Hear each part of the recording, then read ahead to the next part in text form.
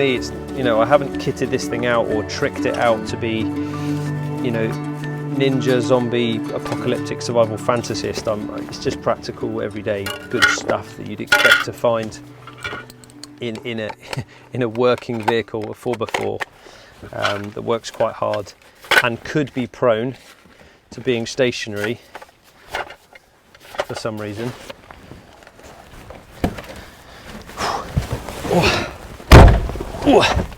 I think due to the weather today, we're going to do the Land Rover EDC. Okay, so what we carry every single day here in our bushcraft vehicle, we're going to do that. We're going to shoot the whole thing from inside. So starting with the cockpit, it's pretty much the standard cockpit you'd expect to find from a Land Rover Puma model. Okay, 2.4 engine. That's the Ford Transit engine. Straight away, we're going to launch into what I've got here in the center console. Very importantly, I've got my my Contact Coffee mug. Okay, and it's got another veteran-owned brand of coffee inside, which is Green Beret Coffee. Huge supporters of those guys. Big hello to Russ, and they are our main supplier for coffee for the Woodland Warrior program, working with injured veterans. There's almost always a craft item on the go. So there's a Cookser cup here in cherry. There's a pinewood cap. It's really lightweight. Scrunches up. Sometimes I have that in my everyday bag. Sometimes it just sits here in the console. Depends on the weather. On a day like this, I don't think there's much use for it, so that's going to live here. Very importantly, from a safety perspective, you've got your fire extinguisher. It's an agricultural vehicle. It works very hard. At times, I'm carrying myself plus. So I've got 7 seats. That's 6 clients on board. Okay, so pre-COVID.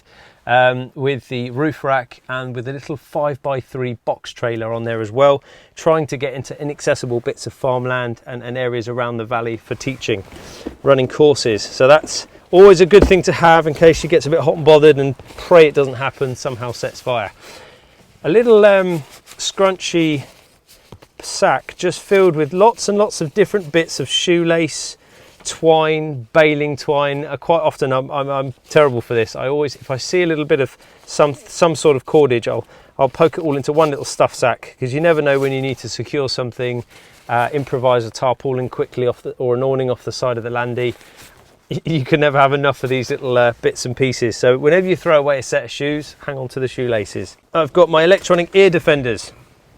Extremely useful for when driving a Land Rover Defender, all the way to, say, Mission Motorsport Silverstone racecourse from Bristol. Okay, so I was on the motorway with these on, making my life a lot better. Otherwise you'll just send yourself mad with the sound of the engine. I've got my Bluetooth speakers, just for when I'm on my way to the gym or whatever. They're pretty useful to have. Got some hazard tape again, any sort of tape.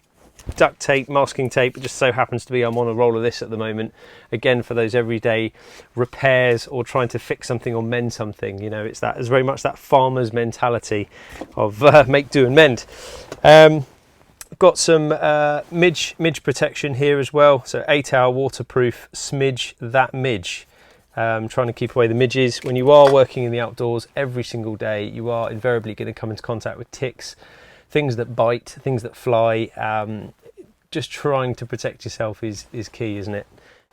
Okay, so I've got 2 whiteboard markers here. This is a commonly asked question: why do you have whiteboard markers in your Land Rover? I'll give you a quick example here. So on the window, perhaps I've had a conversation with someone, or I've had a phone call from Louise and I've had to pull over, take that, and she said, make sure, don't forget to put those tarps away, or whatever it is. I'll very quickly scribble that down. Okay, now the reason for that is pretty much my short-term memory is horrendous thanks to my diagnosis and the whole condition. Finding ways around it. Okay, positive growth mindset. That's fine. If my short-term memory is not going to be what it used to be anymore and not going to play ball, I'll just find a way to make it work for me. So whiteboard markers, and then I could just wipe it off afterwards. You know, there's no harm done to the window. Easy. And then moving across, I've got a little pouch here where this pretty much carries there's a lighter in here, there's a small siloom, okay, so it's a military style snap stick, okay, in case I get pulled over by the side of the road in the middle of the night and I've, not very visible. You've got the infamous locking wheel nut, okay, really, really important piece of kit, guys. If you break down or if you've got to have a wheel change or anything like that, you need this bit of equipment here, and that goes hand in hand with your RAC cover card and some gloves, because when you're playing around with wheels, invariably you're going to get covered in grease and muck and all that sort of thing. So that lives here. A couple of decent heavy duty D-ring shackles. Now, if you've seen any of my social media, you'll see me quite often rigging up ropes on carters' hitches and things like that, trying to improve the power output of the Landy, and trying to move, quite frankly, often monumental pieces of timber, where I might be rescuing a log out of the river or a whole tree out of the river. Okay, so any mechanical advantage you can bring to bear is always useful, or towing somebody. So there you go, there's that. I've always got my little book of many ideas, veterandone.co.uk, and that's just really useful to have at hand. Again, you take a phone call, you can just grab it, scribble down whatever it is. You know, a customer might be on the phone, or it might be Louise, I need to go get something.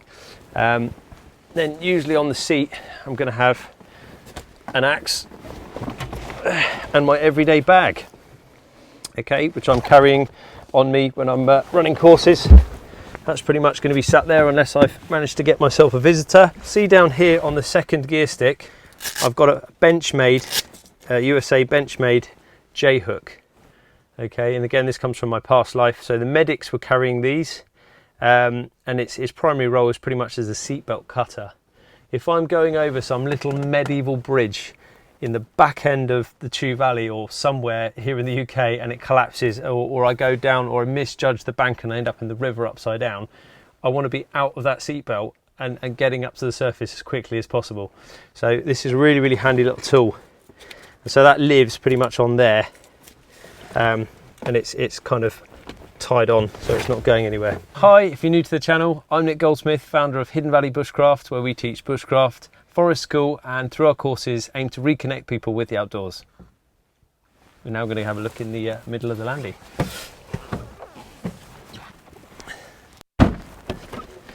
Okay, there's not an awful lot of exciting stuff happening here, other than to say that it probably needs a bit of a clean, but there is a set of binos hanging off the back of my seat, and these are quite interesting. You'll notice that there is no focal ring on these whatsoever, focusing ring.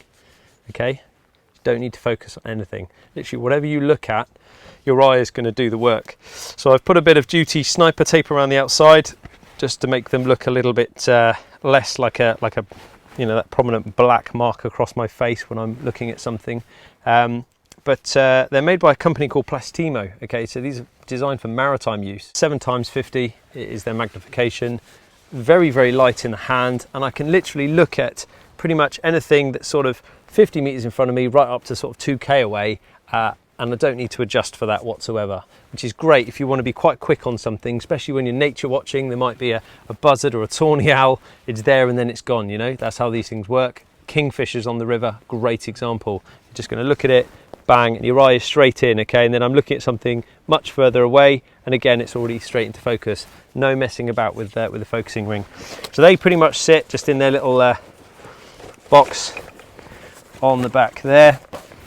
The seats are all fully adjustable, as you'd expect with the Landy. Okay, so these kind of fold down, and what I've actually done is, again, using the headrests, I've pretty much always got something sat on the back of one of the seats, because it's a space that, look, that's not taking up an awful lot of space for somebody.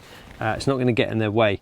So I've got a haversack in here, which is pretty much, this is like a Norwegian military haversack, and it's pretty much got a very, very comprehensive Black Hawk first aid kit in there. Okay, so rather than go through every single little piece in here and why and how, you know, we'll just skim over. I say I've got a torch in there, a decent set of scissors, a silver spaced blanket, and some other bits and pieces that I'll probably do a whole video on this med kit another day, and we'll cover that in depth. So in here I've got a military style and what we'd refer to as a warmer's jacket. Okay, so keeping yourself warm if you do break down in a remote location. You're not going to really want to run the engine for hours on end and have the heaters on. So it's got a nice little hood to it. Okay, and this is pretty much a standard issue piece of kit. It's a very lightweight and adjustable. It's got zips down the sides, large pocket on the front. Just a really good quality, scrunches down nice and small, warm jacket. Delving a bit deeper, okay, I've then got good old-fashioned British military Gore-Tex top and bottoms. Okay, so I've got the jacket here with the hood, so this is fully waterproof, or was once upon a time, and then you've got the fully waterproof set of elasticated trousers to slip over as well. I'm probably only going to have to pull these out, guys, if something has happened and I'm going to have to spend some time on the outside of the vehicle fixing something, changing a wheel in the rain, or whatever's gone wrong there. So it's just good common sense to be able to keep yourself dry, to be able to keep yourself out of the bad weather. If you are going to have a bit of a longer night, we'll talk about what's in the back in just a moment. But on the other seat, which I'm about to show you, there's some other bits and pieces which are equally useful. And here we are in the back of the Landy, and straight away you can see we've got 2 extra seats in the back that fold down into the middle. That's what gives us the 7-seater capability. Very, very useful. I've got a very comprehensive first aid kit. Okay, so when I am running courses, I'm going to need that. And then there's a full breakdown of all the bits and pieces on the inside. So you've got your emergency plan. So it might not be me that has to use this, remember guys. I might have, fingers crossed I never do it, buried an axe into my own head and one of the clients has to make the call and get the air ambulance out or whatever. Again, touch wood, we've never had to, but it's always better to be safe than sorry. I've got 3 different sizes of black Marlow rope here, okay, just for when I am hoying or I'm out collecting materials and putting things on the roof and I want to drop something down quickly. I'll use rope A, B or C according to how long and how big the load is and whatever I need to do therein. A maul. Every self-respecting outdoors person needs a good solid maul in their Land Rover at all times, just because a large majority of the jobs in the winter in the woodland, when we're talking about woodland management and stuff like that, is going to involve splitting, stacking firewood. So just having them all in the Landy is a kind of nice halfway house between being up at the house and processing wood to run our Rayburn and our wood burner running the house, or being down in the woodland and wood for courses. On the left hand side here as well, I've got a good old fashioned can of WD-40. If you're a Land Rover Defender owner, you'll know what I mean. Things like the rear step, okay, that's here, and the steps on the side constantly need a little bit of TLC just to make sure they're in good working order. Leads me on to much larger piece of rope. Okay, so this is typically going to get used for probably the biggest or heaviest loads. I might have to shift a load of timber on the roof rack, so I'll be stropping that down with this good quality climbing rope. And then we're on to the right hand side in this little side bin. I can't remember the exact name for these. I'm going to call it a tire pressure doodah. We've all got one, you've all seen them. It plugs in, it's a 12-volt attachment, and you can just literally set your PSI for your tyres. Okay, so I generally tend to keep these fairly well pumped up. The terrain I'm going across day to day isn't the Sahara Desert. I don't need to lose a load of tyre pressure, so that's pretty good. And then you've got oodles of baling twine I've stuffed in the corner because, again, as I said earlier, why not? And then we're on to the roll mat. Always good to have a roll mat here in case you are going to spend the night in the Land Rover for some reason, whether you've been bogged in or it's broken down, which hasn't happened to me yet. Let me just climb in here. That leads me on to this left hand corner here. I've got 1.5 litres of water.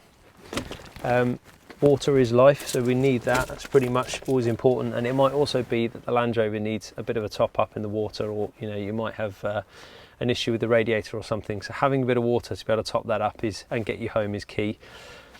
I've attached on the back of this seat a old like a camelback style pouch, or like a bag made by Hydrostorm. It's a very old one, military one, and inside here I've got a couple of little bits and pieces worth mentioning. I've got 1 litre of water and my very old metal Crusader mug. Okay, the only reason I'm carrying this stuff now in this pouch is if I have to stop for any amount of time and I'm going to make myself a coffee or a hot drink. So I've got a lighter, I've got a lid that goes on top of the Crusader mug. Let's have a little look at how that works. There we go.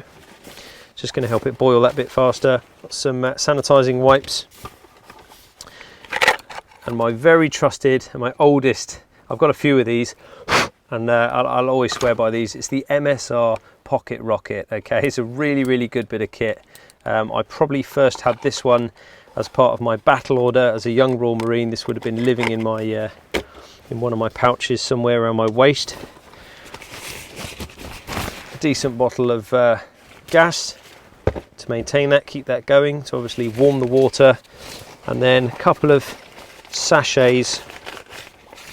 What have we got here? So we've got some Maxwell House, and I know that silver one is a nice macchiato, and then we've got a pucker tea in there as well. I've got a DD hammocks here. I've got their XL tarp, 4.5 metre by 3 metre. This would only typically be deployed usually on a slightly overcast day, or on a really sunny day, in fact, as a shade. And I'd pull that off the side of the landy with 2 poles, 2 hazel poles, whatever's living on the roof at the time. And I can make myself a useful awning. So if I'm at a school and I'm teaching, or if I'm somewhere that I'm not familiar to, or I don't have a shelter nearby, I can just set that up. It doesn't take too long at all. Always have, and this is a really important one, and I'm going to harp on about this on this channel an awful lot, okay? Travel light, freeze at night is a great expression I've taken away from my time in the Marines. Yes, it's a big bag. It's a big sleeping bag. But I've never had a bad night's sleep in it, okay? So inside here is my standard issue, you know, rated for Norway sleeping bag. Great big, massive sleeping bag. Let's try and get this thing out of here. And then it's inside a Gore-Tex bivvy bag. So just so you can get an idea for this thing, okay? So this is a synthetic fibre sleeping bag. It's very durable, used by Royal Marine Commandos all over the world. And then it's inside a Gore-Tex bivvy bag. So essentially, once you're inside that, I could pretty much lay out on the floor just as I am, and a thunderstorm could come and hit me, and I'd probably be all right, to be honest. It's never let me down. So I always carry that because, you know, I might be in the hammock, I might be in the landy, I might be on the floor on a roll mat next to a fire, but just having that there is the one decent, absolute solid constant. Means you know you're going to get that quality of sleep. Very important for me personally, and I'm quite open with this stuff. Sleep is imperative for me and my mental health to keep me operating at 100%. If I don't get the sleep, I can't remember the words to even convey what it is I'm supposed to be teaching, and that frustrates me even worse. So sleep is key, and a good night's sleep. I'd rather carry the weight. You know, I'm fortunate, I'm quite a big lad. I'd rather carry the extra couple of pounds of weight to ensure that I have a better night's sleep than not. Let's see if we can fight this back into here. And that pretty much concludes our little tour of the everyday carry of the Bushcraft Land Rover here at Hidden Valley Bushcraft. Thanks for watching. If you liked what you saw today, hit the like button, click subscribe, and share with some of your friends.